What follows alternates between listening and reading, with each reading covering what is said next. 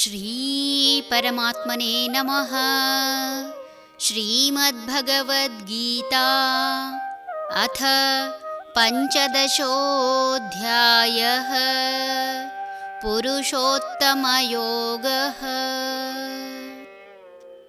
ಯತಂತೋ ಯೋಗಿನಶ್ಚೈನಂ ಪಶ್ಯಂತ್ಯಾತ್ಮನ್ಯವಸ್ಥಿತಂ ಯತಂತೋಪ್ಯಕೃತಾತ್ಮಾನಃ ನೈನಂ ಪಶ್ಯಂತ್ಯಚೇತಸಃ.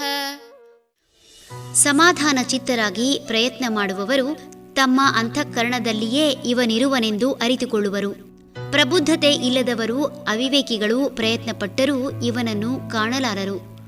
ಸೂರ್ಯ, ಚಂದ್ರ, ಬೆಂಕಿ ಅರ್ಥಾತ್ ಬೆಳಕು ಇಲ್ಲದ ಸ್ಥಳವೇ ತನ್ನ ಸ್ಥಾನ ಎಂದಿರುವ ಭಗವಂತನ ಮಾತನ್ನು ನಂಬಿದರೆ ಭಗವಂತನಿಗೂ ಹಾಗೂ ಜೀವಿಗೂ ಅಂತರವಿಲ್ಲ.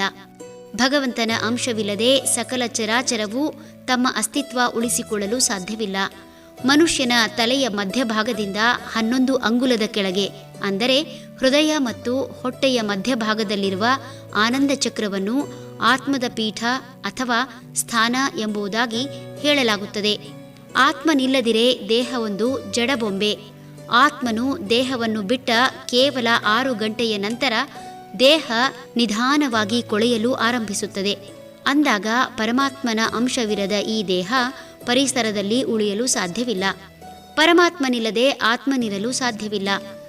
ಸೂರ್ಯ ಭೂಮಂಡಲವನ್ನು ವ್ಯಾಪಿಸಿರುವಂತೆ ಭಗವಂತ ಬ್ರಹ್ಮಾಂಡವನ್ನು ವ್ಯಾಪಿಸಿ ವೈವಿಧ್ಯಮಯ ಹೂವನ್ನು ಒಂದೇ ದಾರದಲ್ಲಿ ಪೋಣಿಸಿದಂತೆ ಸಕಲ ಚರಾಚರವನ್ನು ಆವರಿಸಿದ್ದಾನೆ. ನಂಬಿದ ಜ್ಞಾನಿಗಳಿಗೆ ಹೃದಯವೇ ಲಕ್ಷ್ಮೀನಾರಾಯಣನ ವಾಸಸ್ಥಾನ. ಅಜ್ಞಾನಿಗಳಿಗೆ ಇದಾವುದೂ ತಿಳಿಯದು. ಹರಿ ಓಂ ತತ್ಸತ್.